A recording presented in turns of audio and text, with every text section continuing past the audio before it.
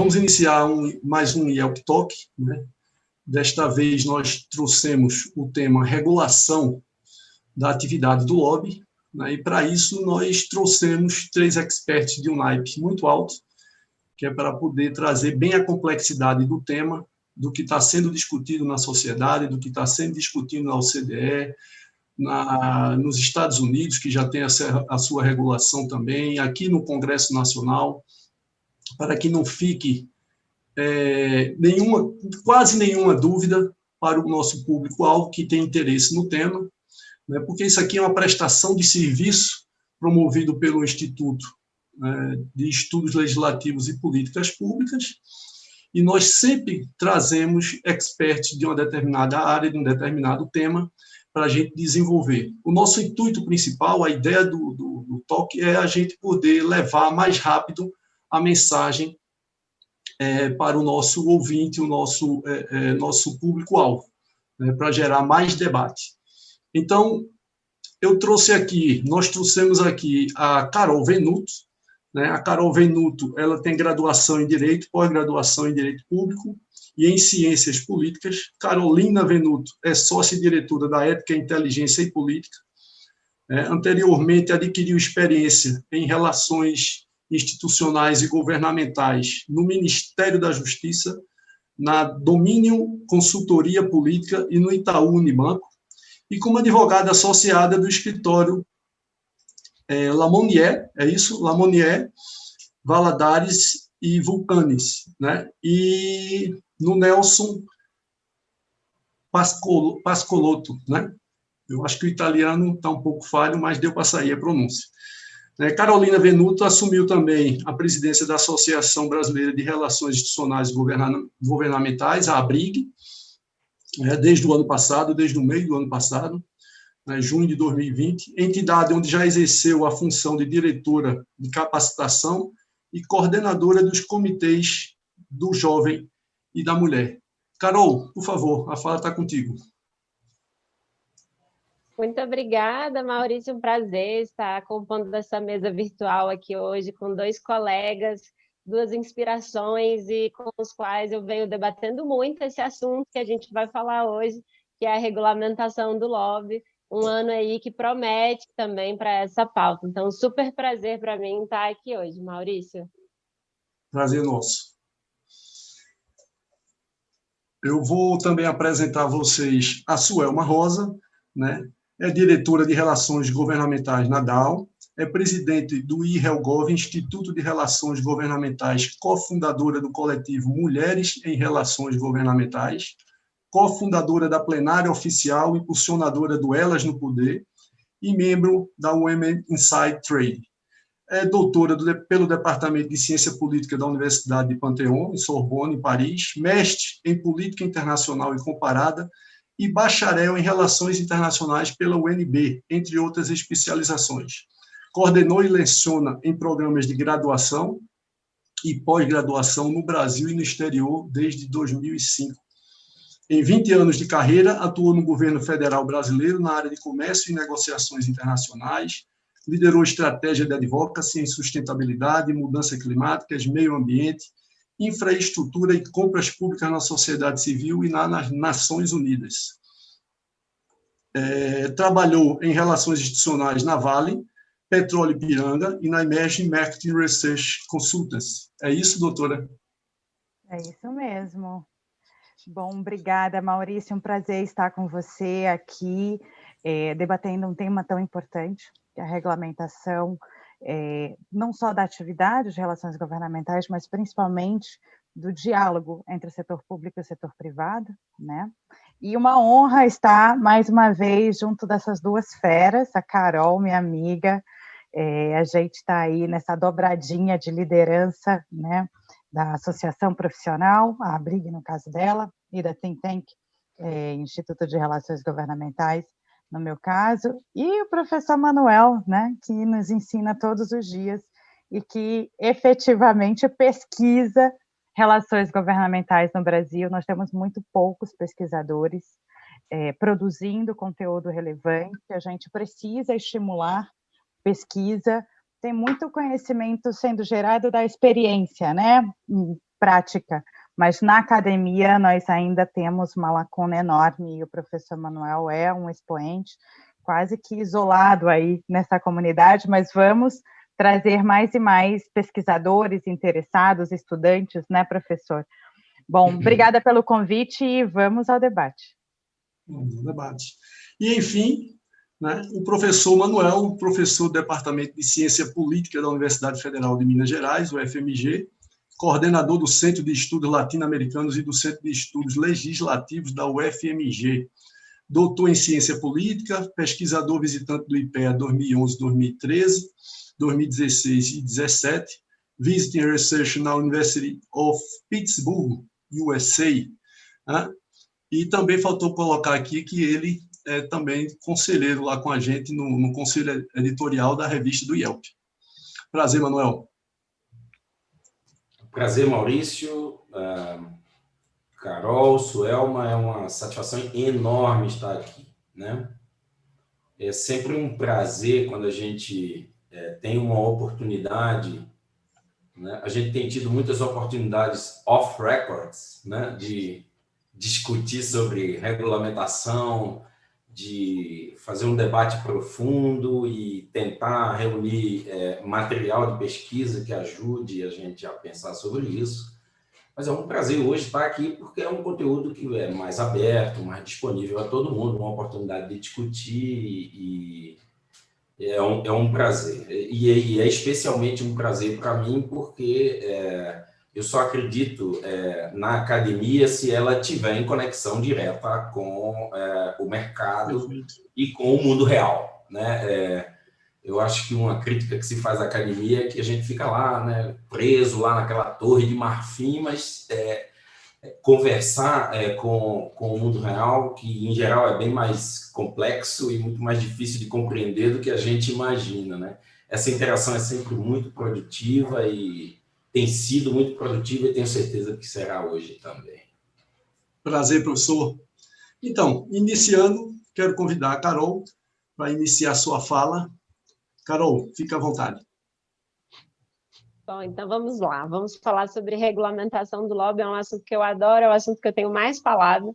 A ABRIG, que é a entidade que a gente está presidindo, nasceu junto ao ano de criação desse PL, que hoje é um dos mais atuais, que é o PL 1202, de 2007.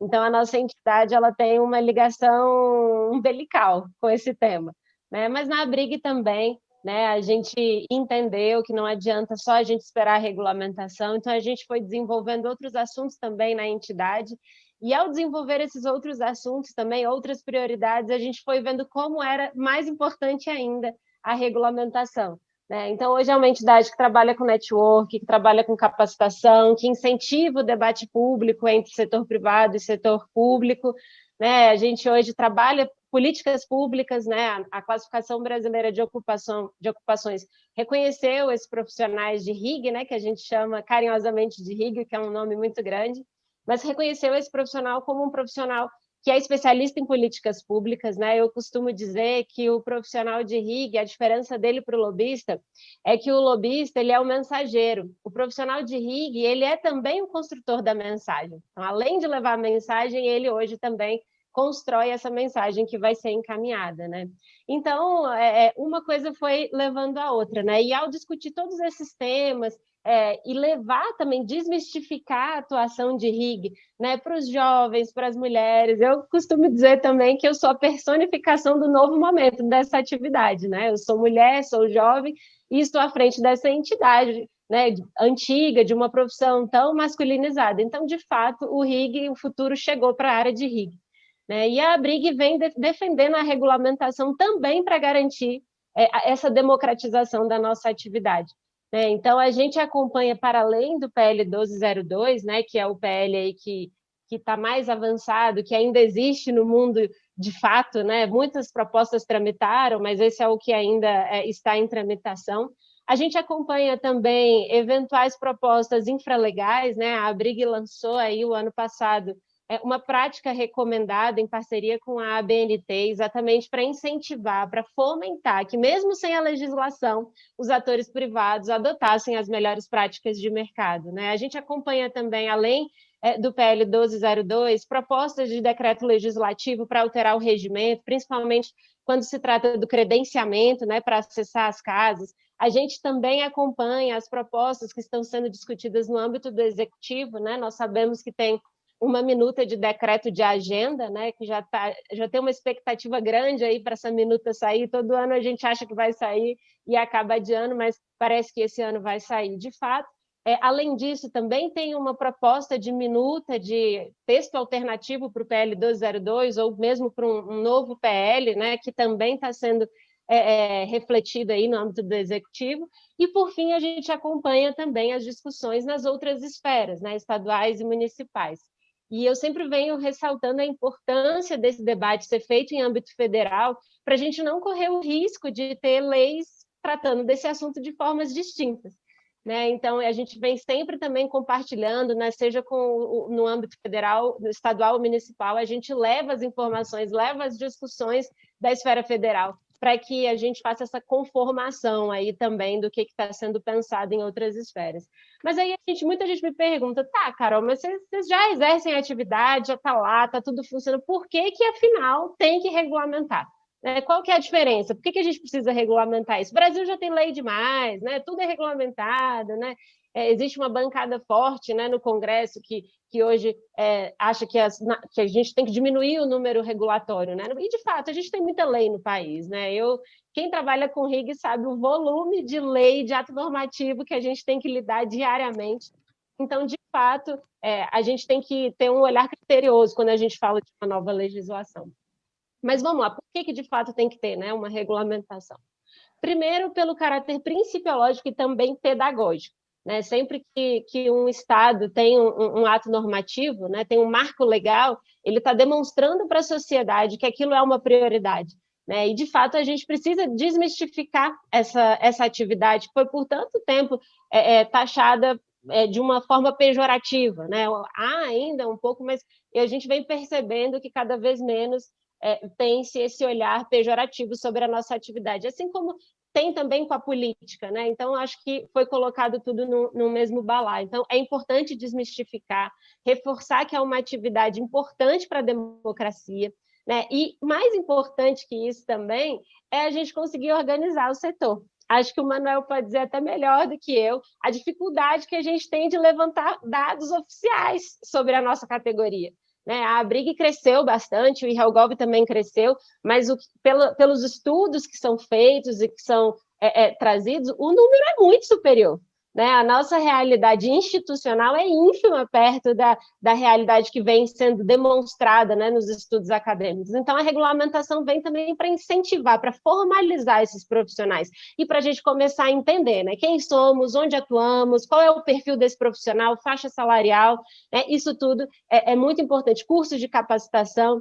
Eu me formei lá em 2010, na primeira graduação em Direito, e eu só fui conseguir fazer um curso voltado mesmo para a área, né, porque eu fiz aí de Ciência Política, fiz Direito Público, mas voltado para lobby, para RIG, isso é recente, é dos últimos 5 anos. Né? Então, a regulamentação incentiva isso, até a produção acadêmica também, né? A regulamentação ajuda em muito com isso também. Além disso, para aumentar a transparência.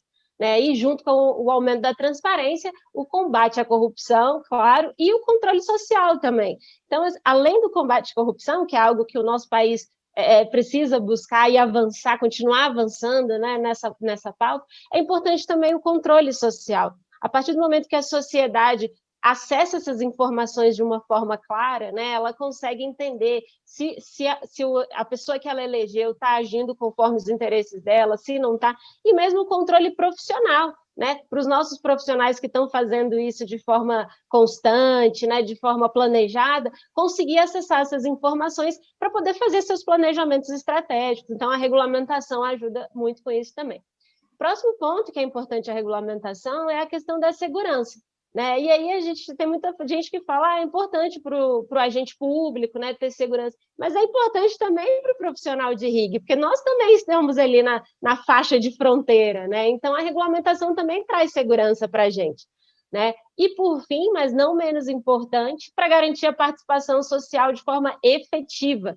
Eu costumo dizer também que é diferente a participação social no âmbito da expressão da cidadania, né? O cidadão entrar lá no site da Câmara e participar de uma consulta, apertar sim, não, concordo, do que a participação efetiva, né, quando uma empresa, ou uma ONG, ou um sindicato, né, constrói argumentos técnicos, informações qualificadas e leva para o tomador de decisão que vai balizar a sua decisão conforme essas informações. Então, isso é uma participação efetiva. Você, de fato, está conseguindo interferir na formulação de políticas públicas ou de leis no nosso país. E, com isso, a gente ganha um arcabouço normativo mais eficaz, né? Porque, afinal, ele vai respeitar a demanda da própria sociedade, né? E aí, para fechar tudo isso, assim, o que a gente recomenda, né?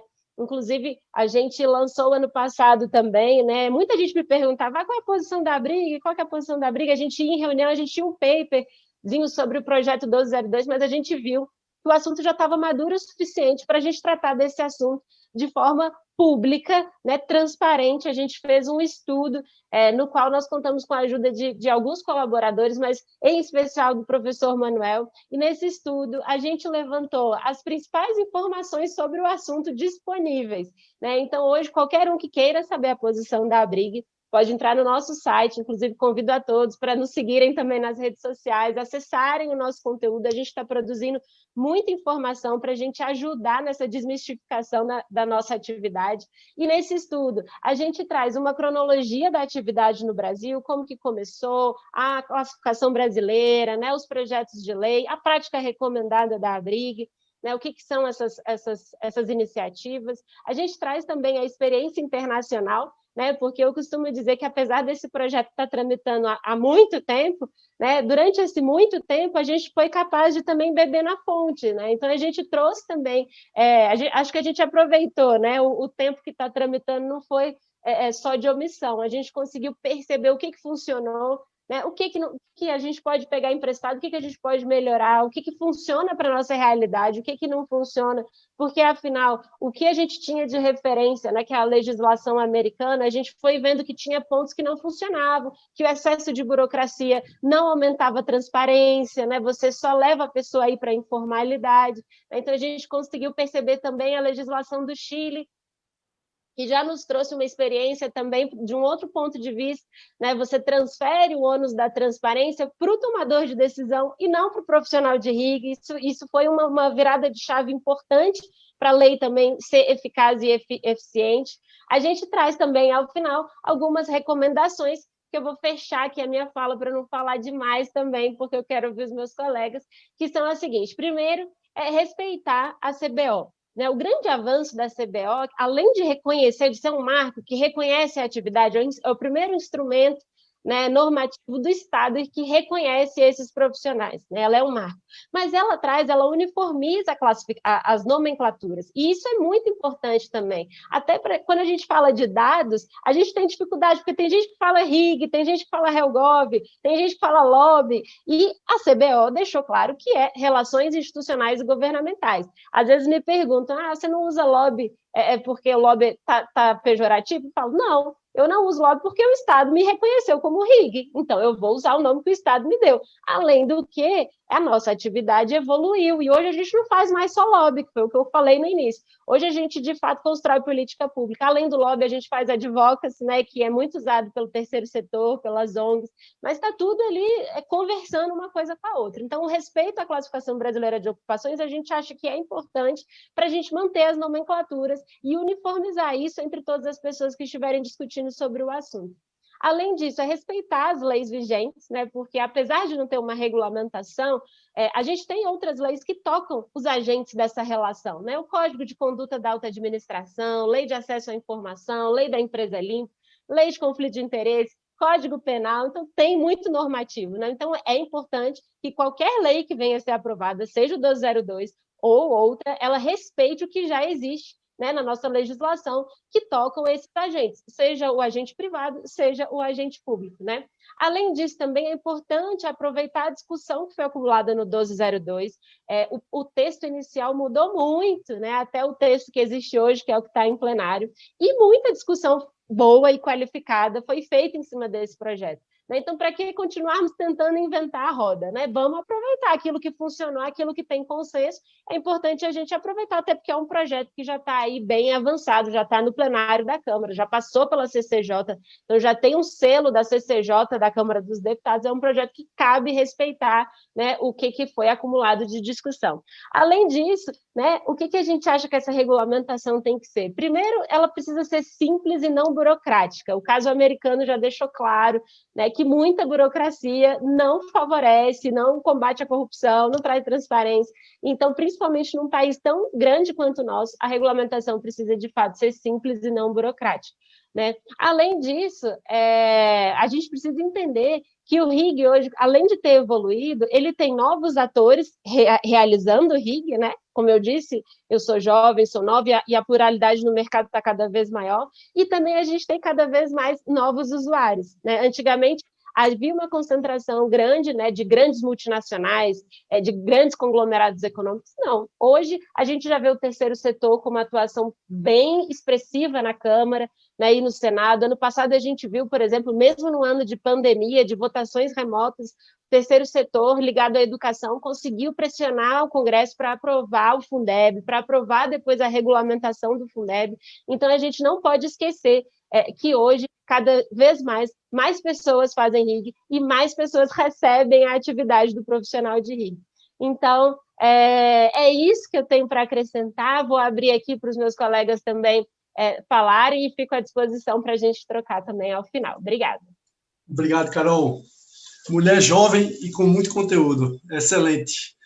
Por isso que está presidindo a BRIG. E vou te falar, você tocou num assunto muito interessante, A despeito de considerar que o Brasil esteja atrasado nessa regulamentação ou não, nós podemos tirar proveito, porque nós temos aí um estudo comparado muito forte para poder ser feito, aí o professor Manuel, que não me deixa mentir, e que a gente pode desenvolver algo no sentido que você falou, Carol. Excelente, muito obrigado. Suelma, o que é que você acha disso tudo? Bom, é difícil seguir a Carol, que é realmente a nossa líder maior na discussão de regulamentação.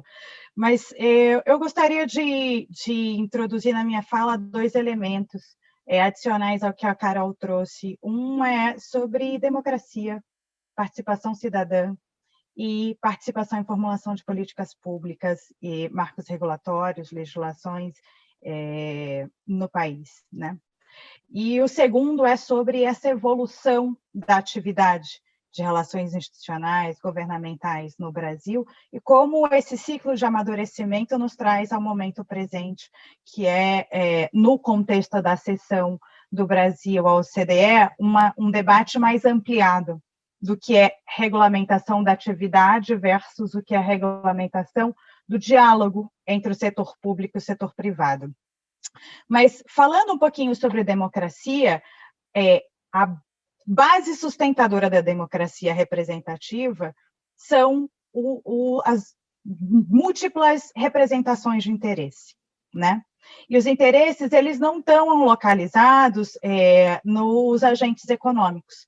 Então, muitas pessoas, e aí talvez aqui para contextualizar para os nossos ouvintes, espectadores, não sei nem qual a denominação, navegadores da internet, a verdade é que a participação cidadã no processo democrático exige que a representação dos interesses, dos múltiplos interesses da sociedade, não existe o interesse bom e ruim, existem interesses. Ela é feita por vários agentes. Então, tem o agente econômico, sim, que é a empresa, e hoje eu atuo como diretora de relações governamentais de uma grande multinacional americana, na verdade, uma das maiores do setor químico-petroquímico do mundo, mas ela também está na ONG, e eu tive o privilégio de liderar uma ONG no Brasil chamada The Nature Conservancy, a TNC, onde eu fiz lobby, fiz advocacy e fiz muitas outras coisas. Ela também acontece no âmbito das Nações Unidas, eu tive o privilégio de trabalhar nas Nações Unidas, e quando as Nações Unidas defendem formulação de políticas públicas de defesa de direitos humanos, por exemplo, ela está discutindo e influenciando formulação de política pública.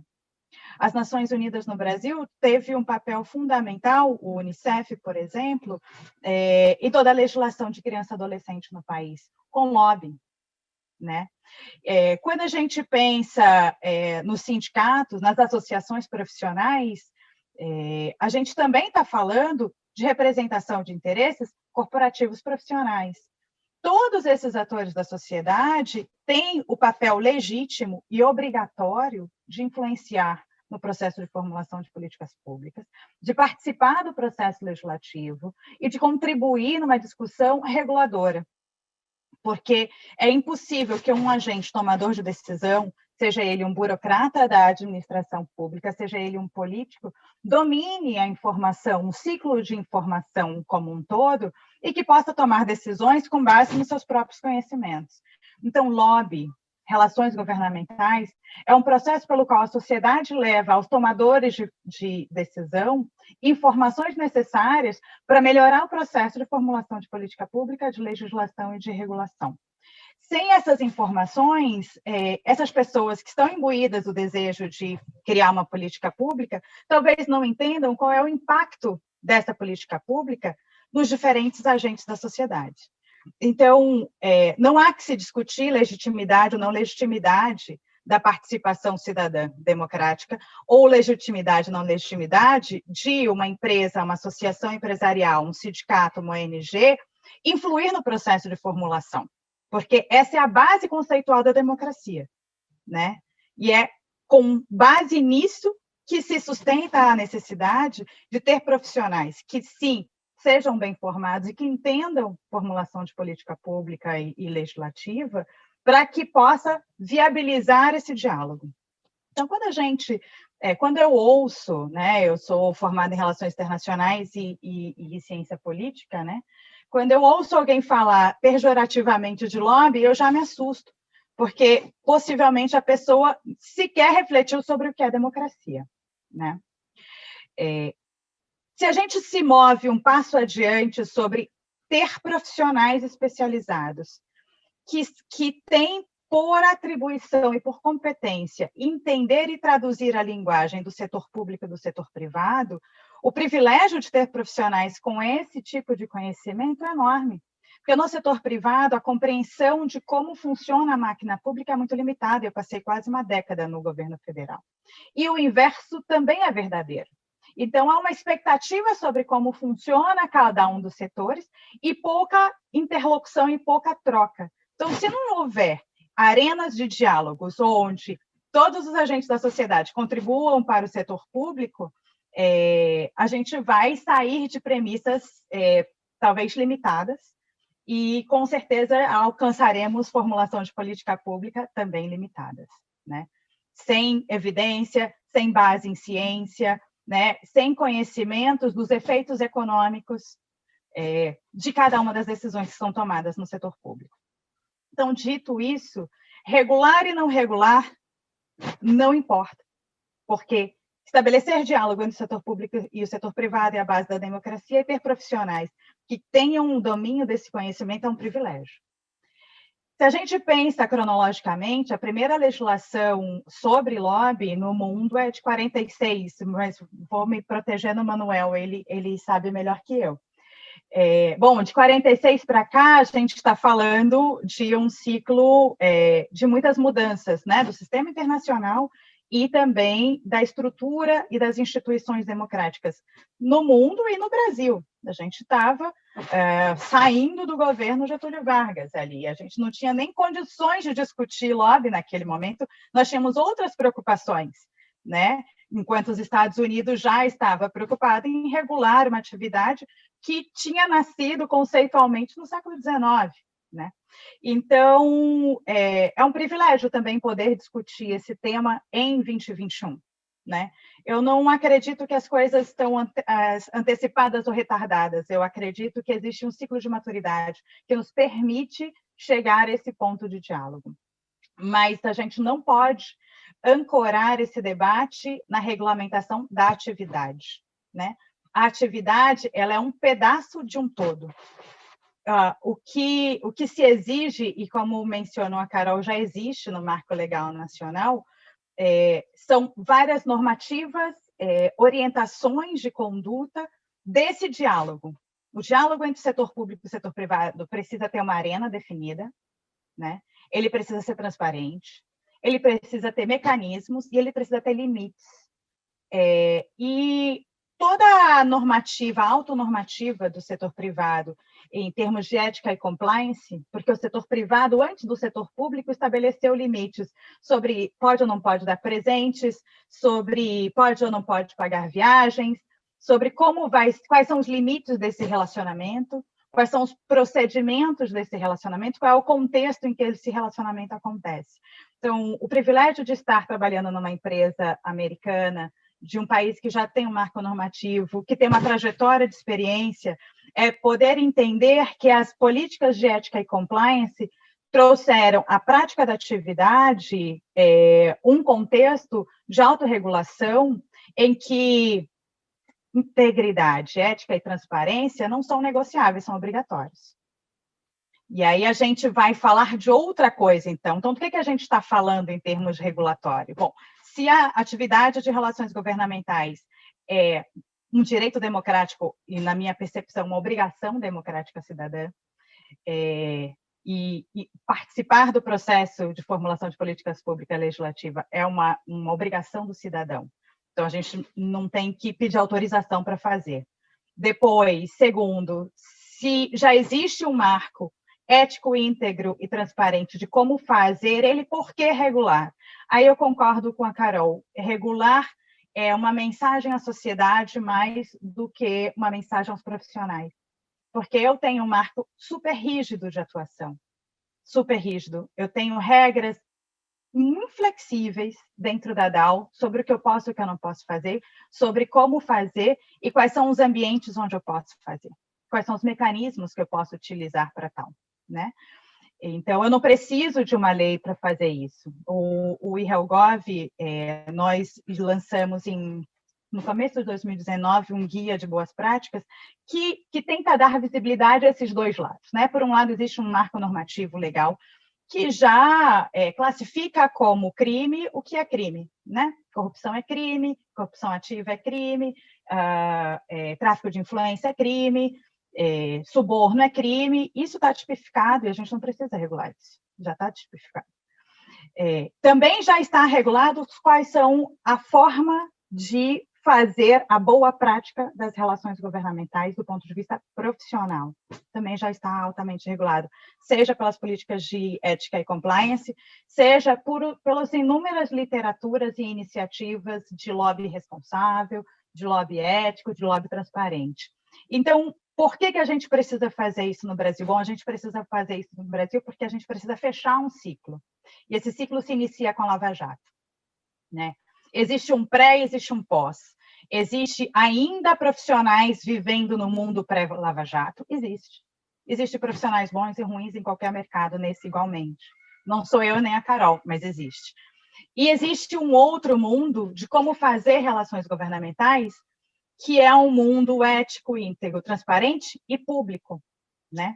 Onde as empresas e os setores se posicionam publicamente sobre os temas que defendem, né?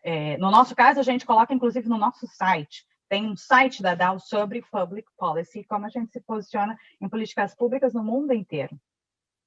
A ABQUIM, a Associação Brasileira da Indústria Química, também faz isso. Tem lá a agenda de trabalho, quais são os temas, quais são os projetos de leis, quais são as matérias de interesse e quais são as posições. Porque esse diálogo ele não é só entre a empresa, a associação e o agente público. Ele é de toda a sociedade. E a gente precisa trazer para a agenda, portanto, responsabilidade. O lobby, ele não basta ser íntegro, ético e transparente, ele precisa ser responsável, porque os pleitos, eles precisam ser contextualizados no âmbito do interesse total da sociedade. E é por isso que esse diálogo tem que ser público. Ele tem que dialogar com o sindicato, ele tem que dialogar com a ONG, ele tem que dialogar com qualquer agente que tenha interesse na matéria, porque a formulação de política pública não pode ser feita com base no interesse de um agente, mas, né, as diversas visões da sociedade. É só por isso que é necessário regular. Ela é necessário regular para que Quem não entende que existe uma profissão, quem não entende que existe uma atividade, precisa entender que essa atividade ela é naturalmente legítima, ela é parte da democracia, ela tem os seus ritos, os seus processos, e ela é legítima. Eu prefiro angular essa discussão a partir desse ponto de vista da seção brasileira à OCDE, porque aí a gente tem uma oportunidade de trabalhar todas as camadas regulatórias necessárias, né? A gente tem uma dimensão profissional, da profissão de relações institucionais governamentais, a gente tem uma dimensão de como e quais são os fóruns e as arenas, quais são os ritos desse diálogo entre o setor público e o setor privado, se vai ter agenda pública, se não vai ter, se vai publicar doação de campanha, como é o caso dos Estados Unidos ou não, quais são os ritos, quais são os mecanismos de diálogo, quais são as arenas, quais são os espaços onde esses agentes se encontram e quais são os temas que estão sendo tratados. Então, temos essa camada, que a Carol citou o caso chileno, a gente atua aí na América Latina, não só no Brasil, e no caso chileno, eles avançaram muito em termos de agenda, né, em dar transparência e visibilidade em agenda, do lado do Poder Executivo. Também estabelecer os espaços e os mecanismos de regulação para os diferentes poderes. O Poder Legislativo tem o seu próprio procedimento e, portanto, precisa ter um rito e regulamentações específicas para esse diálogo com os parlamentares. O Poder Executivo, igualmente, mas tem uma mítica que ninguém toca, né? O Poder Judiciário também. Existe lobby no Judiciário, existe lobby na forma como os advogados interagem com os promotores e com os juízes, e nós não estamos falando sobre isso, né? Então, eu gostaria de deixar aqui já pendurado ou estacionado um tema que em algum momento o país precisará tocar. Existe lobby no Supremo, a gente sabe disso, e ninguém chama de lobby, né? Mas esse diálogo ali no Judiciário não é o escopo do que a gente está discutindo o Executivo e o Legislativo, mas alguém tem que lembrar que tem estacionado aqui o Poder Judiciário também. E para finalizar essa abertura, que já foi longa demais, cara, eu acho que a gente se empolga mesmo, né? Falar sobre a importância de parar de criarmos jabuticabas, né? No Brasil, a gente gosta de dizer que nós somos únicos, só é aqui, e aí a gente cria regulações, legislações desconectadas com o universo, né? Com o mundo, e eu, vindo das relações internacionais, não posso deixar de registrar a importância dessa análise de política internacional e comparada, ou seja, a gente precisa mergulhar nas práticas dos outros países, entender por que certos mecanismos funcionaram e outros não, e evoluir a partir daí. Se a oportunidade de tratar do tema em 2021 é de aprender com os erros do passado e não repeti-los. Então, não só olhar para o marco dos Estados Unidos, eu tive a oportunidade de fazer um curso lá, 2 cursos recentemente nos Estados Unidos, um de lobby, né, sobre como funciona o lobby lá, na George Washington, e o outro na Universidade de Nova York, de Ética e Compliance. E no de Ética e Compliance, eu também me dei o trabalho de me certificar em Ética e Compliance, para você ter ideia de como é importante para a gente essa cultura, não para a gente, Suel Madal, mas para todos os profissionais de relações governamentais. Lá na discussão de Ética e Compliance, na NYU, ficou evidente pelos números que o número de investigações com base na lei de lobby nos Estados Unidos era irrelevante. Irrelevante. Quando um agente privado era investigado com base em algum tipo de tráfico de influência, suborno ou alguma má influência no processo, era feito ou pela FCPA, que é essa legislação sobre a atuação de empresas e agentes econômicos americanos fora dos Estados Unidos, ou com base em legislações econômicas, como do Stock Exchange, né, da Bolsa de Valores Imobiliários, ou outras regulamentações que têm a ver com tipificações penais. não com base na lei de lobby. Então, se a expectativa é de gestão de corrupção a partir da lei de lobby, já deixa a provocação para o Manuel, que está balançando a cabeça ali. Esquece, não é aqui, né? É em outro lugar. E a gente avançou bastante na regulamentação, na legislação anticorrupção no país. Essas são as minhas provocações iniciais para que a gente possa debater. Provocações excelentes, Suelma. E é por isso que eu coloquei as duas no início, porque eu sabia que ia ter densidade suficiente aí para o Manuel tentar complementar, né? É um desafio e tanto para ele. Inclusive, gostei muito da sua fala quando você disse, Suelma, do interesse social, né? A gente conversa, por exemplo, eu que rodo pelo Norte e Nordeste inteiro, fazendo relações institucionais e governamentais, muitos deles não sabem nem o que é o RIG. Se você fala em lobby, como já existe uma tonalidade, vou usar esse termo, uma tonalidade meia negativa, digamos assim, do lobby, eles sabem o que é, mas sabem o lado pejorativo. Não sabem o que é a atividade de defesa de interesse legítimo, como você falou, constitucionalmente legítimo. Eu acho muito interessante que se avance realmente esse debate, e a gente está fazendo isso no IRELGOV, né? Eu sou do grupo de trabalho que está fazendo a parte de regulamentação, estamos estudando, tentando tirar um entendimento, andamos conversando com o Chile, vamos fazer agora com o Canadá, vamos fazer... Os Estados Unidos, inclusive, talvez nem participe, talvez por conta o questionamento que já existe sobre a legislação deles, né? Então, vamos fazer com a OCDE, vamos fazer com o Canadá, que já é da OCDE, e vamos fazer com o Chile em específico. Muito interessante, Suelma. Muito obrigado. Professor Manuel, tem alguma coisa a acrescentar ainda depois dessas explanações? Difícil, né? Eu acho que ficou muito claro, né?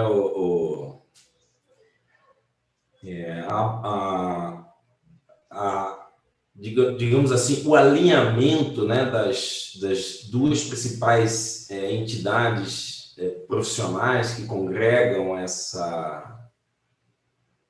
quer dizer, que congregam a maioria dos profissionais que atuam, né, nessa área, com uma visão do mercado e tal, e com uma ideia muito clara, né, de para onde a gente deve ir, focando em que nós devemos pensar num texto de regulamentação. Eu assino embaixo do que foi dito aqui, porque esse debate já é antigo e, como o Suelma apontou muito bem, ele estava apontando para o lugar errado, né? Se você pegar o histórico das regulamentações de lobby no Canadá menos, nos Estados Unidos e em outros países, mas sobretudo nos Estados Unidos, ele está umbilicalmente ligado a escândalos de corrupção. Eu não vou contar essa história porque leva muito tempo, né? Mas a revisão da lei feita em 2007 foi resultado de um mega escândalo de lobby de um líder do Partido Republicano, Jack Abramoff, que tem até filme sobre isso, né? Que desencadeou todo um processo de aprofundamento, né? de enrijecimento da legislação. Passados 13 anos dessa reforma, quer dizer, informada por esse contexto, né, de corrupção, o legislativo e o executivo dar uma mensagem para a sociedade como se isso pudesse resolver o problema, os resultados são pífios, né? São pífios não é só pela razão que a Suelma colocou muito bem, né? Já não eram razoáveis, né? Porque ele não cumpria sua função, né? Ou seja, os mecanismos de sanção não cumpriam sua função, ou seja, pouco pouco se sancionou, né, profissionais equivocados, porque com condutas equivocadas, porque a lei não deve ser para isso, e piorou a situação, né? Porque, inclusive, o número de registros e de lobistas e profissionais cadastrados caiu depois desse enrijecimento da lei.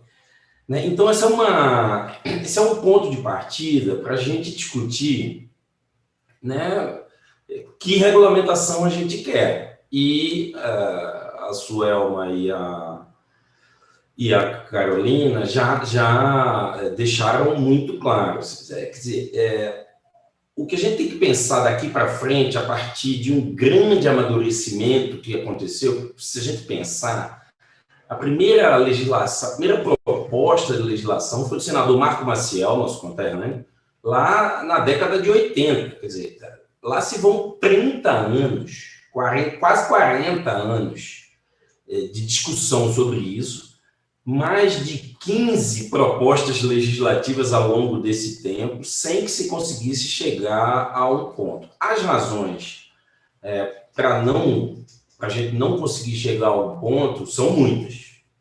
Né? Pode não ter interesse, pode não ter um elemento impulsionador da situação, pode não ter o ambiente político necessário para isso, pode não ter amadurecimento, mas sobretudo porque o foco está errado. O problema é esse, né? Desde a primeira lei, Marco Maciel, a primeira proposição, foi uma lei que avançou bastante, né? Parou na Comissão de Constituição e Justiça, que foi declarada inconstitucional do Senado, ela era fortemente ainda influenciada pela experiência norte-americana. E o curioso, não é que mesmo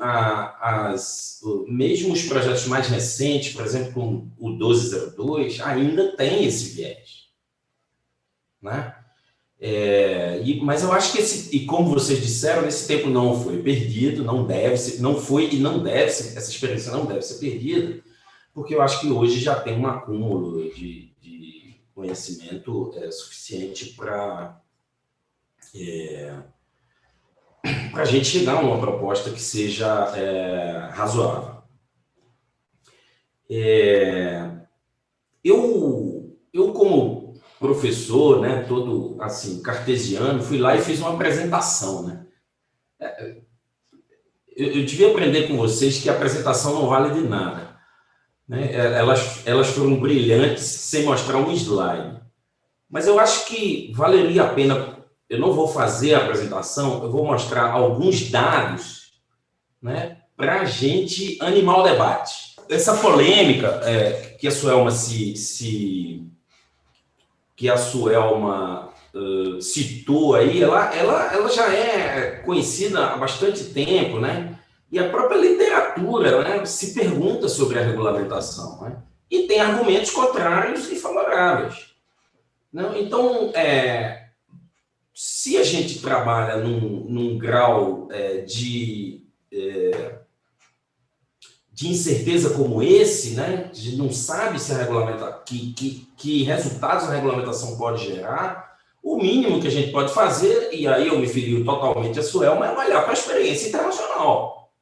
Não é verdade? Ou seja, parar de reinventar a roda e de criar jabuticaba, como foi dito aqui. Agora, existe uma tendência global, e aí eu acho que eu vou adicionar, né, um motivo que a Carol e a Suelma tocaram, quer dizer, a importância da regulamentação do lobby, não é? Ela se justifica por todos os motivos que vocês colocaram e mais um. Né? O Brasil precisa ficar alinhado com as melhores práticas. Né? E essa é uma tendência. Né? Em 90, a gente tinha 4 experiências de regulamentação. Hoje, pelo menos 40 países têm algum tipo de mecanismo de regulamentação da atividade. Então, quer dizer, eu não sei se está ao nosso alcance torcer o nariz para essa tendência. Então, sobretudo, como que já foi citado aqui, que são as recomendações da OCDE. Né? Agora, os esforços que nós fizemos, não é? Se você olhar as tentativas de iniciativa de regulamentação no Brasil, como nesse quadro aqui, que são os projetos de lei, eles variam bastante, né?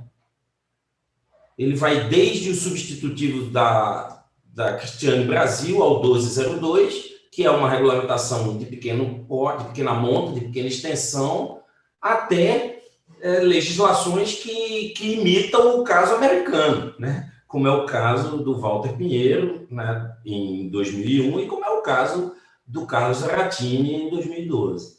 Então, essa oscilação tem a ver com a falta de amadurecimento do tema, né?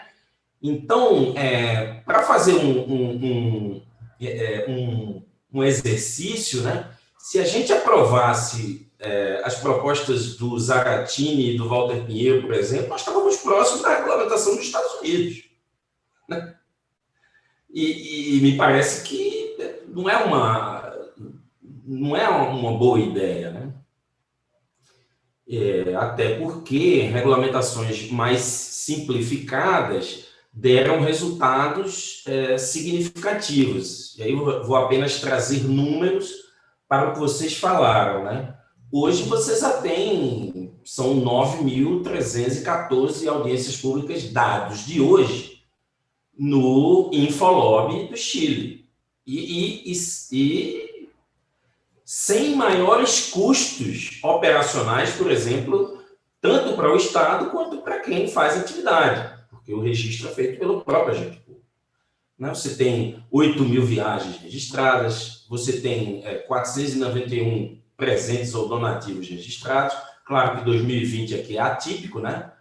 Por causa da pandemia, né? Mas em 2019 você via, né, esses dados já funcionando. E a União Europeia, por exemplo, onde o registro nem é obrigatório, né, trabalha com um conjunto de incentivos, e eu acho que esse é um ponto que eu acho que a gente vale discutir, né, também a partir da reforma de 2011, que ela criou o registro conjunto, né, da Comissão Europeia e da União Europeia e do Parlamento Europeu, que eram separados.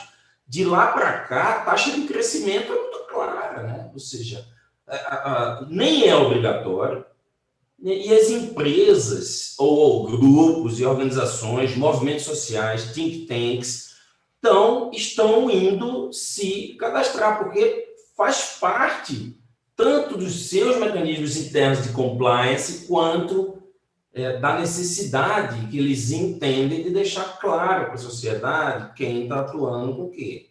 Muito dentro daquilo que a Suelma colocou. Né?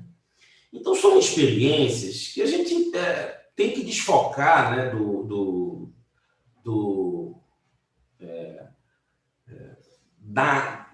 daquela ideia de regulamentar a indústria do lobby, né? Ou numa perspectiva policialesca, né? E passar, né, para entender esse mecanismo como um grande mecanismo de accountability e participação social. É isso.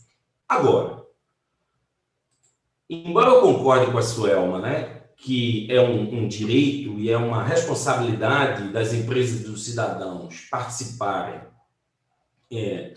do processo de produção de leis e políticas públicas, né? E por isso, qualquer atividade que limite esse processo, qualquer legislação que limite esse processo, tem que ser afastada imediatamente, qualquer proposta nesse sentido. Agora, a gente sabe também que a influência e a participação no processo decisório, ela não é distribuída igualmente na sociedade, ou seja, há grupos mais poderosos e menos poderosos. Há grupos que participam mais, que têm mais acesso, que têm menos acesso. E isso criaria, então, o que já está na OCDE, nas recomendações da OCDE, um terceiro eixo sobre o qual deve ser pensada a regulamentação, que é criar mecanismos de inclusão, né? Mecanismos que sejam capazes de realmente dotar o agente público, que está do outro lado do balcão. Eu nem gosto dessa expressão balcão, porque já lembro outra coisa, né? Mas do outro lado do processo, que ele tenha também a oportunidade de ver diferentes opiniões e formar juízo sobre suas decisões. Então, esse é um ponto fundamental. E esse talvez seja o ponto mais complicado do processo, mas é algo para se pensar. Agora, procurando dar uma resposta, assim, procurando não dar uma resposta, mas colocar um puzzle para a gente pensar, né? Eu reuni aqui o resultado de 3 pesquisas que nós fizemos ao longo desse tempo. Uma primeira pesquisa foi feita com o IPEA em 2013, com dados com grupos de interesse cadastrados na primeira secretaria. Grupos de interesse e servidores públicos, que é outro ponto daqui a pouco que eu vou falar. A segunda foi feita em parceria com a Abrigo em 2016. E a terceira é uma pesquisa nossa, da UFMG, que foi feita agora, nessa 56ª legislatura. Você nota que os 3 atores mais relevantes, eles concordam com a regulamentação do lobby. Eles estão a favor. Tirando os legisladores aqui da 56ª legislatura, que tem um grande número de pessoas que responderam não sabem ou não conferiram responder, isso quer dizer que é uma pergunta muito seca, né? O parlamentar, a primeira reação vai dizer, depende de como vai ser a regulamentação.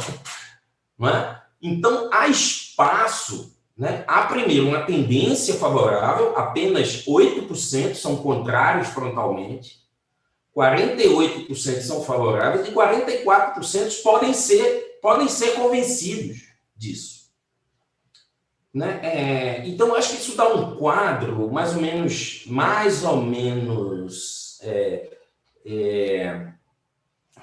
favorável a esse momento do debate e a essas tentativas, né? Bom, eu tinha elencado aqui algumas razões para a regulamentação, ou não vou entrar nelas. Vou interromper minha apresentação aqui. Só um minutinho que meu computador deu um problema.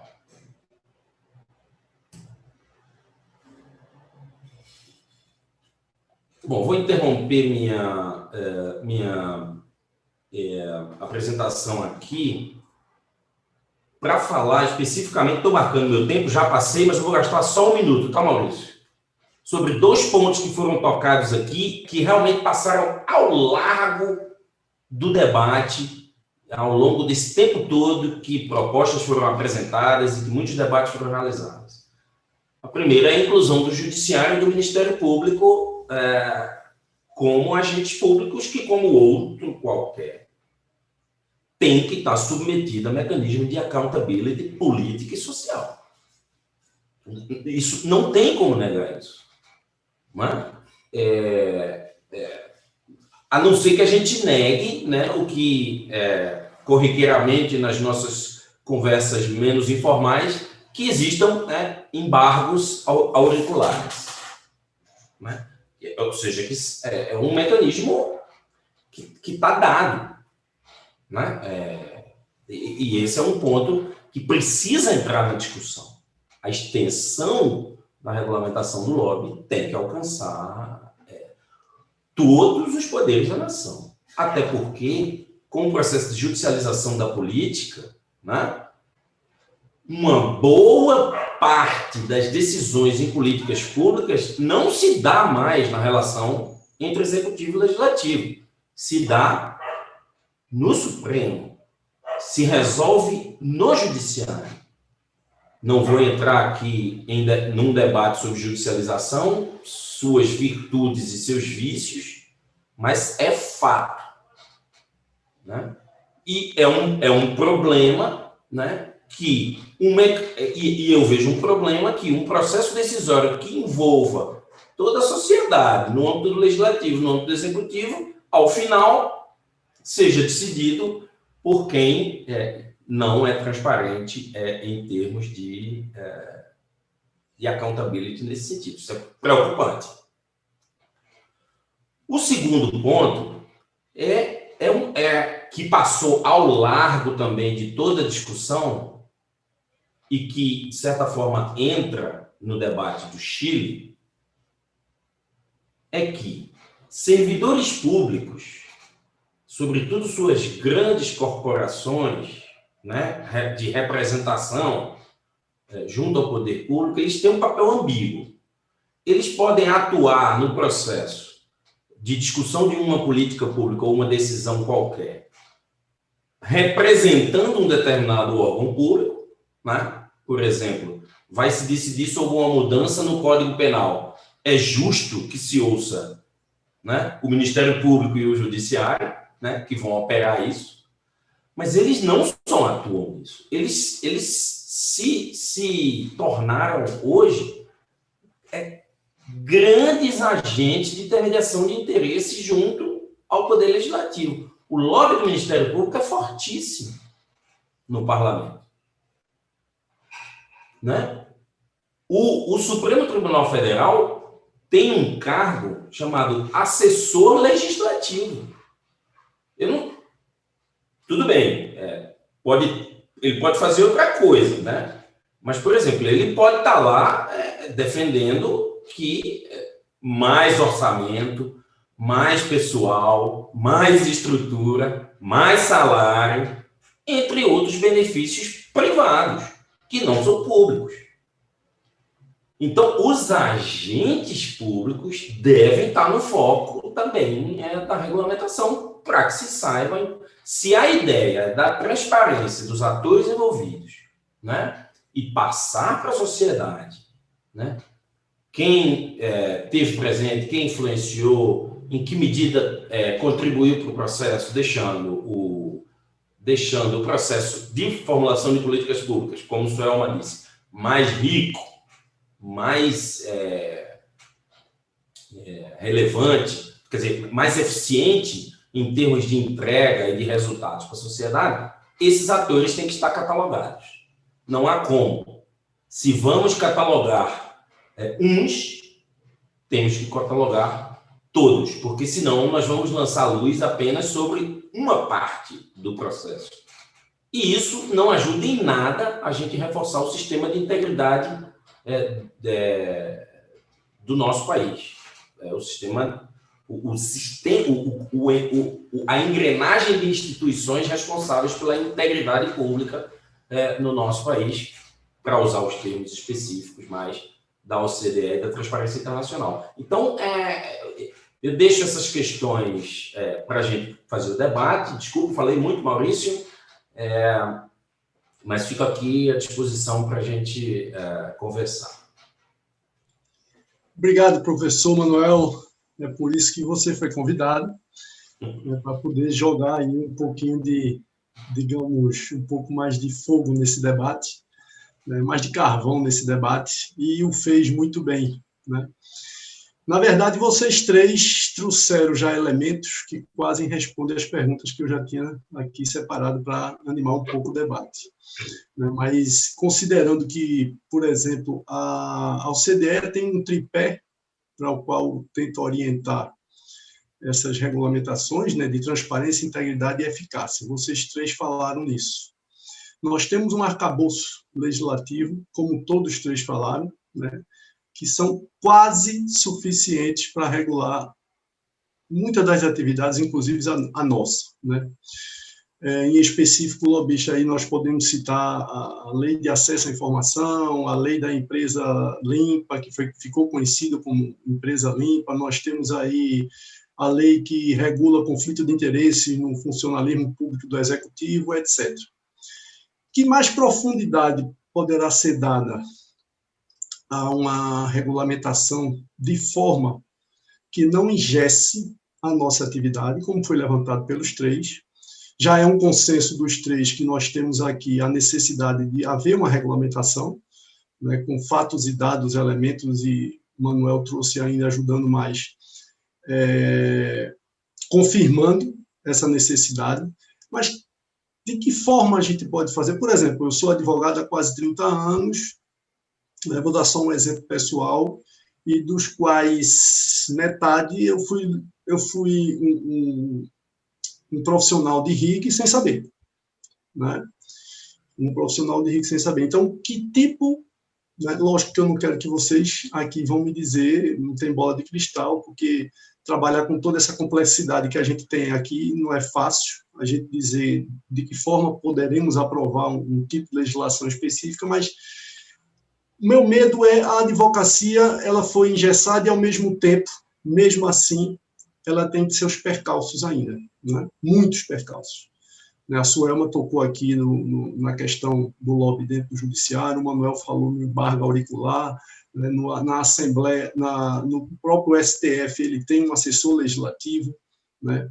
Que quase a gente já chama também de lobista, o Ministério Público tem uma força enorme, né? E etc, e etc. Não vamos entrar aqui em pormenores. Mas, Carol, primeiro você, né? A gente tem um pouco tempo ainda da gravação, né? Mas a gente pode ainda dar uma inflamada nisso. Como é que você acha que a gente pode, inclusive para entrar na OCDE, a importância do Brasil ingressar na OCDE, essa regulamentação tem, né? Então, de que forma a gente pode dar? Eu acho que transparência, a iniciativa privada já saiu na frente, como o Suelma disse, como o Carol disse. Na integridade, eu acho que é muito mais uma política educacional dos próprios profissionais, né? Mas é eficácia, né? Esse é o meu problema, porque os Estados Unidos, que desde 46 tem uma legislação que, a despeito que tenha sido focado inicialmente apenas no legislativo e depois de 2007 vai focar numa amplitude maior para o executivo e o legislativo e etc., as agências, mas não se tornou tão eficaz, né? De que forma a gente pode dar essa eficácia? É difícil pergunta, né?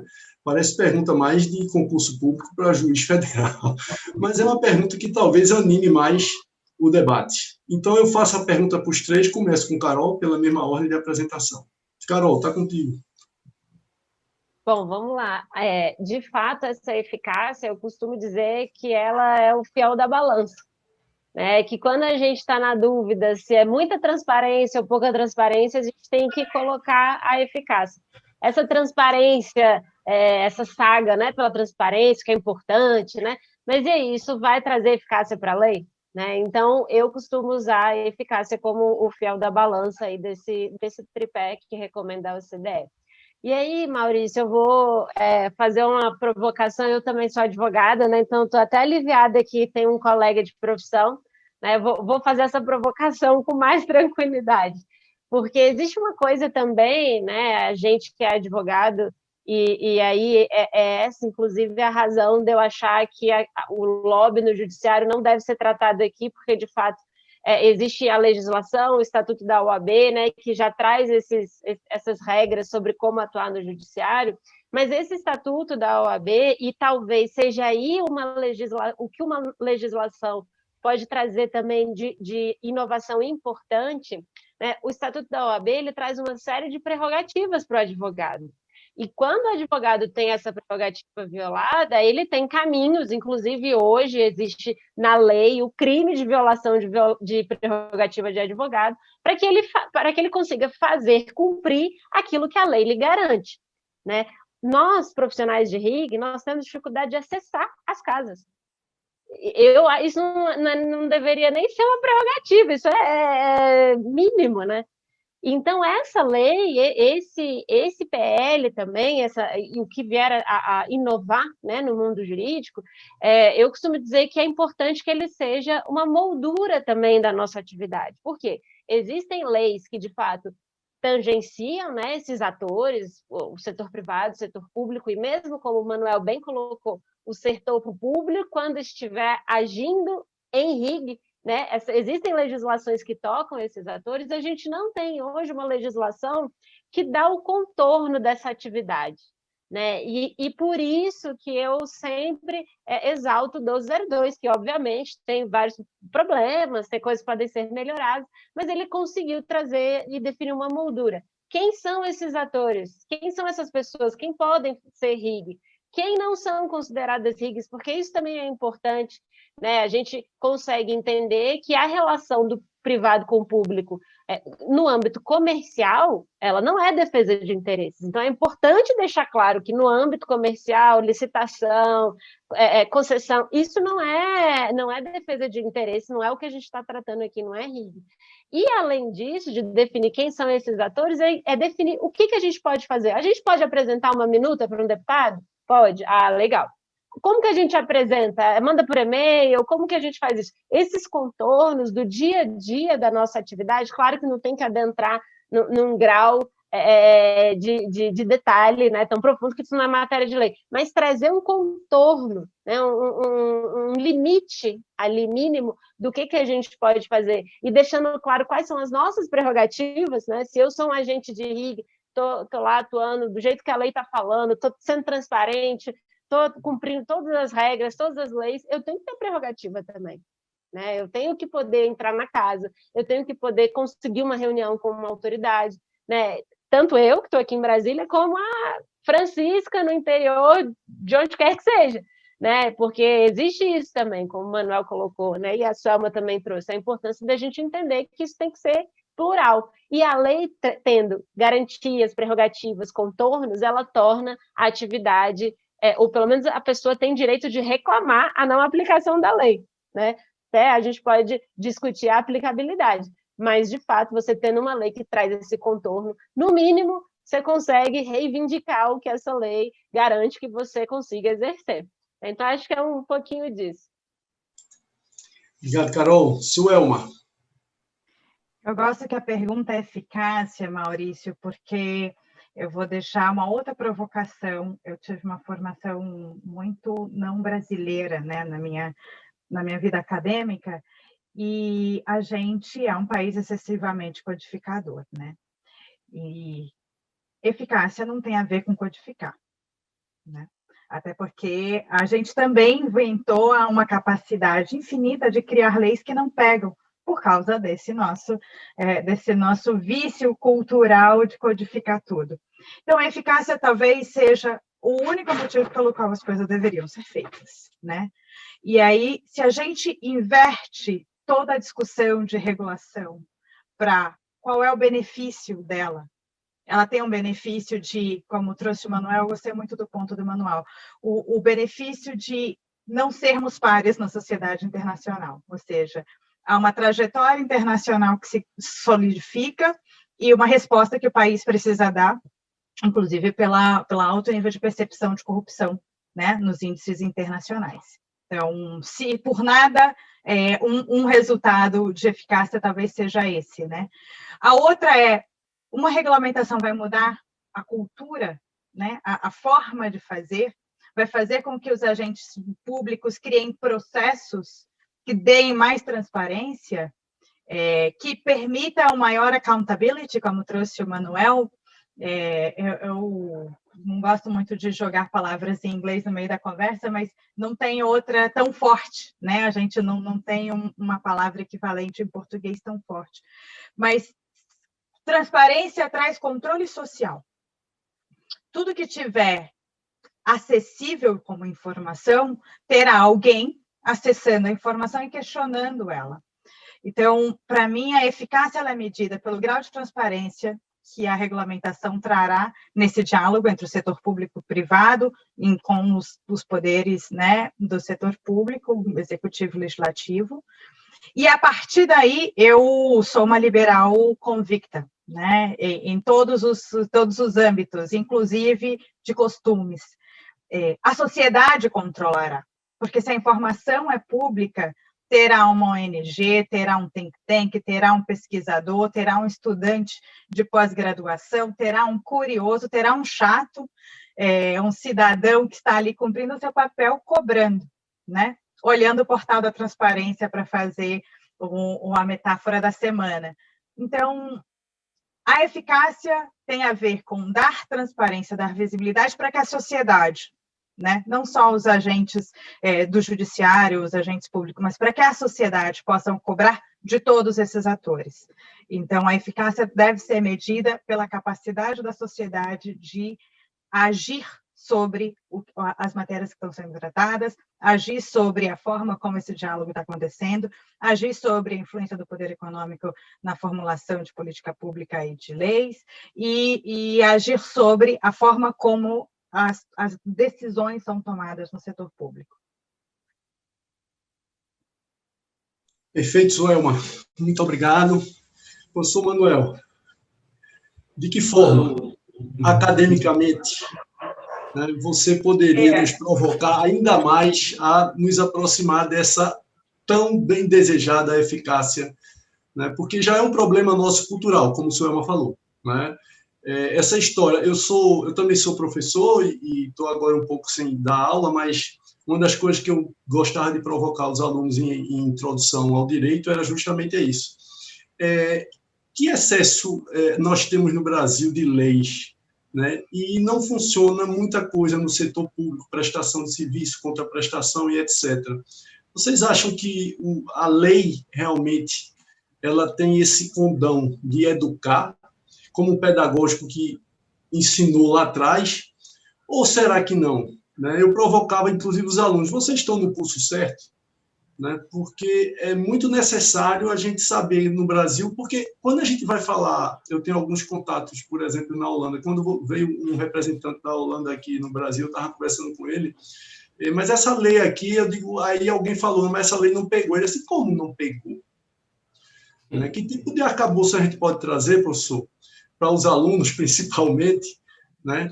Para que essa sociedade que foi falado por Carol, que foi falado por Suelma, que foi falado por você, chegue no Congresso e construa a lei, né, junto com os congressistas, que já existe aí uma discussão antiga, né, e que não tem nenhum retorno para a sociedade. De que forma a gente pode educar para poder, inclusive o profissional de RIG, né, para que ele possa chegar e dar uma eficácia à lei, né?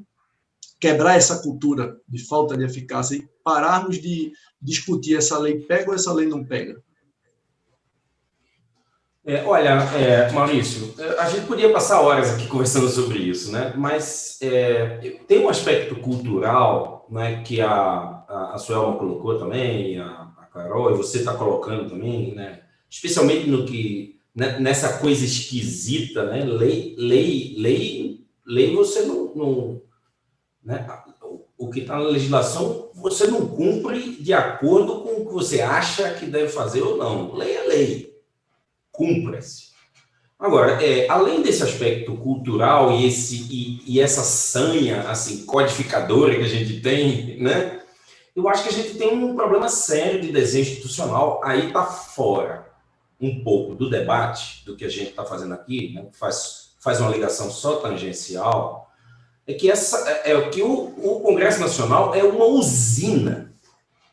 Carol já falou isso no começo, em pleno vapor, né, a produzir legislação, muitas delas inócuas. Né? E isso tem a ver com o desenho institucional. O legislador no Brasil, ele tem uma liberdade muito grande para apresentar proposta de lei, né, para toda hora tá inventando uma novela, muitas vezes apresenta uma proposta de lei que ele sabe que não vai ser aprovada, mas aquilo é uma forma, né, dele mandar uma mensagem para a sua constituinte eleitoral. E tudo isso gera uma confusão enorme, né? Mas como isso não é exatamente o debate aqui, mas eu acho que se a gente olhar para o arcabouço disso e trouxer para o nosso debate aqui, isso está contado na história da tentativa de regulamentação do lobby, né? Foram 15 propostas, quer dizer... Então, a gente precisaria entender o processo legislativo de maneira um pouco mais enxuta e tal, para gerar coisas melhores, né? Agora, já que isso não está ao nosso alcance, pelo menos a curto prazo, né, a gente pode pensar na eficácia da lei, voltando para o nosso debate, né, sobre vários aspectos. Um já foi citado, que é o alinhamento com organismos internacionais. Isso nos dará, seguramente, isso nos trará benefícios e enforcement para a lei, né? Mecanismos de reforço para a lei. O segundo ponto que a Suelma colocou é o controle social, ou seja, quando você torna mais transparente essa relação público-privada, né? E think tanks, cidadão comum, né, e outros grupos de interesse e tal, podem acompanhar o processo, e isso deixa... o mecanismo que a gente sempre utiliza para explicar é mais transparência, né, mais controle social, então eficiência no sentido de evitar desmando, corrupção, entre outras coisas. Porque tem coisas que só se faz quando ninguém está vendo, né? Quando está todo mundo vendo, a gente não faz, né? E a lógica, né, desse argumento da Sunlight, por exemplo, a Sunlight Foundation, né, que é uma organização internacional que estuda transparência e que defende muito os efeitos dessa transparência, né? Mas isso a Suelma já falou. Eu acho que tem outro ponto de eficácia dessa legislação que pode ser pensado, que é o seguinte: a gente falou que, segundo a OCDE, um dos aspectos da legislação tem que ser ampliar o acesso e garantir o acesso menos viesado, digamos assim, né, a grupos não poderosos. Sem informação, isso não é possível. Tem vários estudos sobre o Congresso americano que mostram, todo mundo diz que o lobby é muito poderoso e tal. O lobby faz muito mais efeito quando não existe suporte parlamentar de outros grupos que se controlam mutuamente, que se encontram numa arena e se fiscalizam mutuamente, né? O lobby nos Estados Unidos, todo mundo diz, faz muito efeito, não sei o quê. Só, por exemplo, em questões muito técnicas. Quando a questão envolve valores, né, que você mobiliza a sociedade, como, por exemplo, diminuição da maioridade penal, né, essa coisa perde valor, né, e o jogo fica mais equilibrado, porque você tem a sociedade civil, né, um conjunto grande de atores envolvidos no processo, grupos parlamentares que se vão controlar mutuamente, né, e produzir algo realmente que leve em consideração diferentes pontos, uma legislação que leve em consideração diferentes pontos de vista. E a transparência é fundamental para isso. Quer dizer, o Todos pela Educação, ele tem a mesma necessidade de monitorar o processo legislativo que a DAO tem. Sabe? Então, quando você cria, né, incentivos ao cadastramento, à transparência, né, e os diversos atores que em determinado momento podem estar em lados opostos, mas em outras questões podem formar coalizões para produzir políticas públicas, para chegar a um arranjo de políticas públicas que seja benéfico para todos, o insumo fundamental disso é informação. E a gente tem que trabalhar forte nisso, sabe? Eu acho que a gente tem que trabalhar forte nisso. Então, por exemplo, quando a gente for discutir mais fortemente, mais detalhadamente regulamentação sobre lobby, por exemplo, não é? Por que a gente não cria um incentivo, né, do tipo, né, se você se cadastra, você recebe um aplicativo que te dá o mesmo grau de acesso do que qualquer escritório de RIC no Brasil, por mais sofisticado que ele seja, ele não vai estar em vantagem com relação a outros grupos em termos de monitoramento do processo como você. Esse é um ponto. Por exemplo, a União Europeia faz a opção de incluir você numa lista de push, de e-mail, e você receber um incentivo porque, na minha opinião, não adianta nada fazer um cadastramento obrigatório. Porque onde tem cadastramento obrigatório, tem subregistro. Tem gente que atua na sombra. E são exatamente esses que atuam na sombra os mais perigosos. Então, a gente vai fazer uma lei para controlar aqueles que não oferecem perigo. Então, isso não me interessa. Né? Então, nós temos que pensar numa coisa...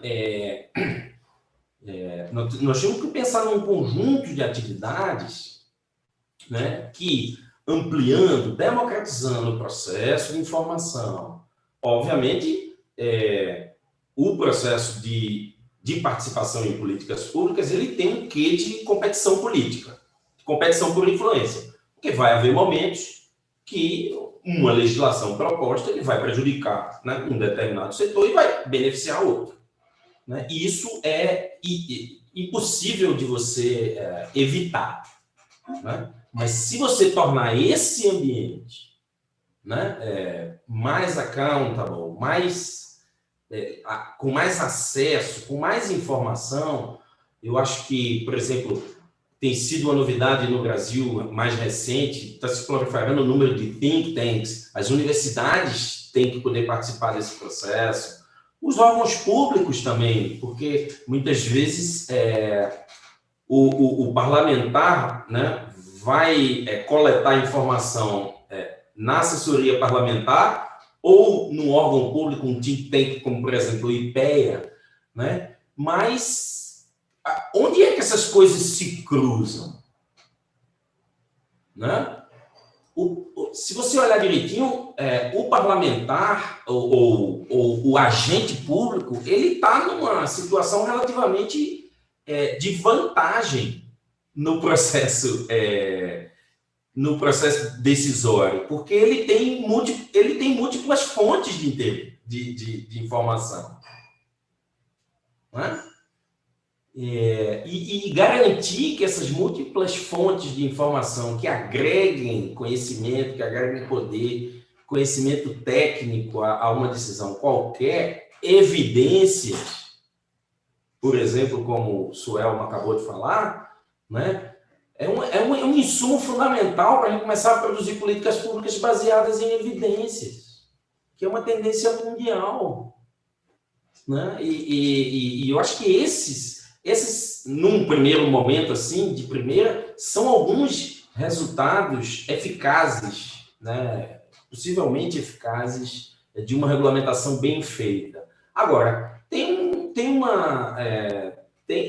uma miríade de decisões que precisam ser tomadas quando você vai regulamentar a atividade, que elas não são simples. Né? A gente tem feito uma pesquisa, eu, Carol, a gente tem continuado esse debate.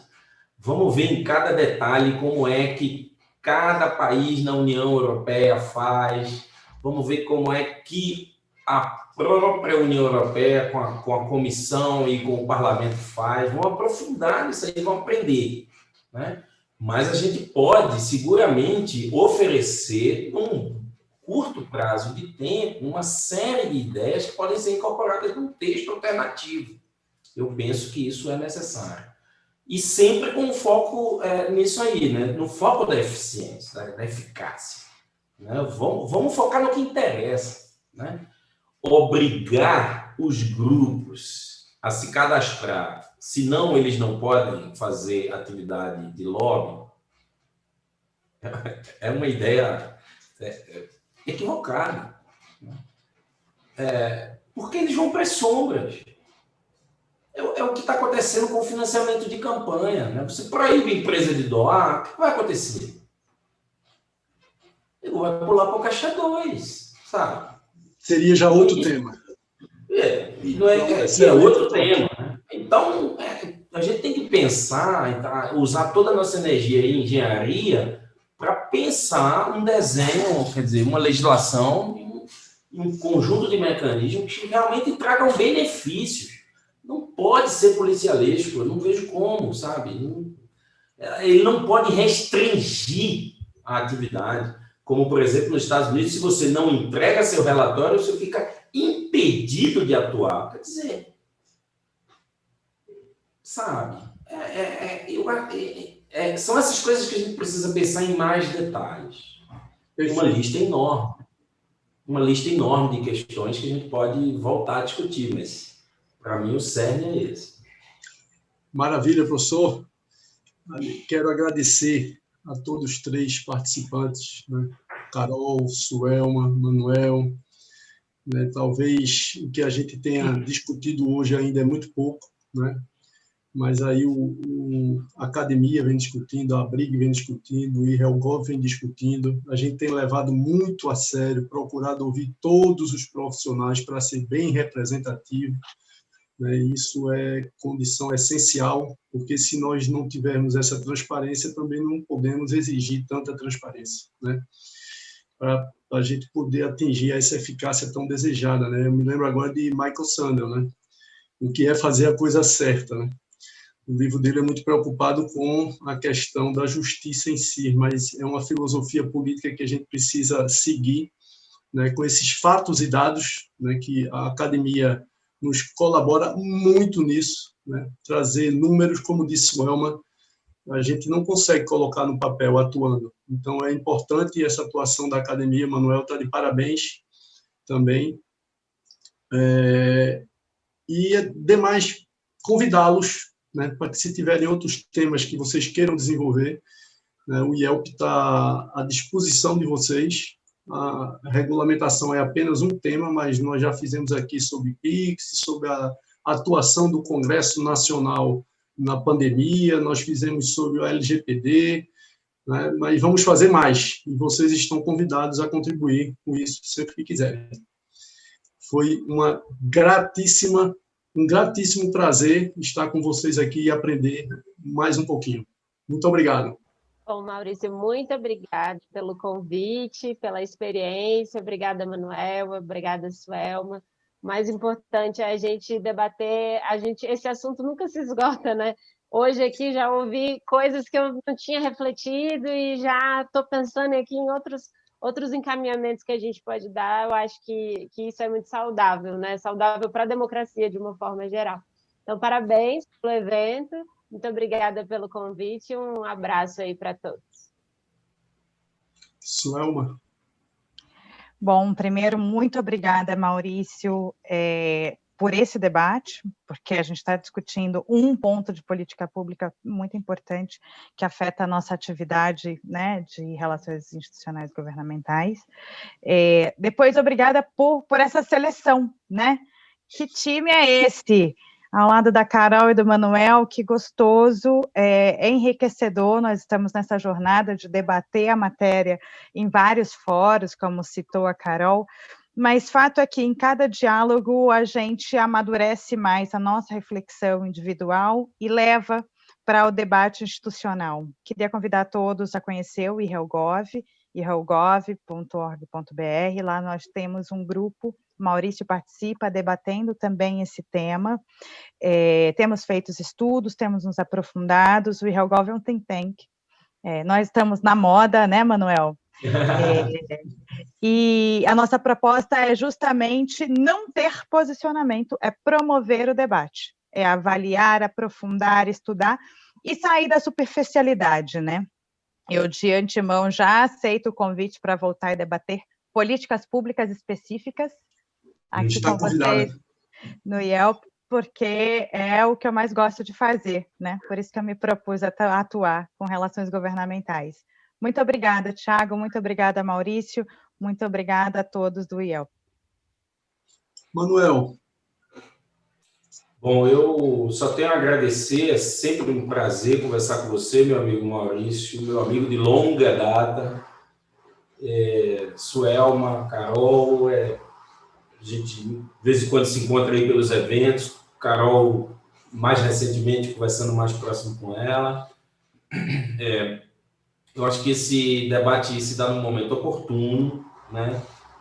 Porque essa coisa está retomando, existe uma predisposição, como eu mostrei no Legislativo, para seguir adiante com isso, e eu acho que logo, a gente vai avançar e amadurecer para um texto que seja relevante. No mais, eu estou cumprindo o meu papel. Eu sou servidor da universidade pública, não é? O governo federal me paga para fazer isso que eu estou fazendo, né? Então, eu só tenho a agradecer pela oportunidade de estar aqui, contribuir para o debate, né? E eu me coloco à disposição todas as vezes que vocês me chamarem, desejando especial sucesso aí a Suelma e a Carol à frente do IREGOV e da Abriga, respectivamente. Bom, pessoal, muito obrigado a todos três, né? Quem tem a honra de recebê-los é o Instituto de Estudos Legislativos e Políticas Públicas, o IELP. Nós estamos nascemos há pouco tempo, e a despeito que o comentário de Suelma foi muito interessante, que time é esse? Foi selecionado realmente a dedo, é uma preocupação que nós temos de poder dar densidade, né, ao debate, né, e vocês três demonstraram essa densidade. Eu sabia disso, não foi nenhuma surpresa, então, por isso que eu escolhi um por um, né. E o professor Manuel, de longa data, né, a gente se separou lá em Pernambuco e está se reencontrando, ele em Minas e eu em Brasília. Isso é uma maravilha. Sucesso para os três e muito obrigado.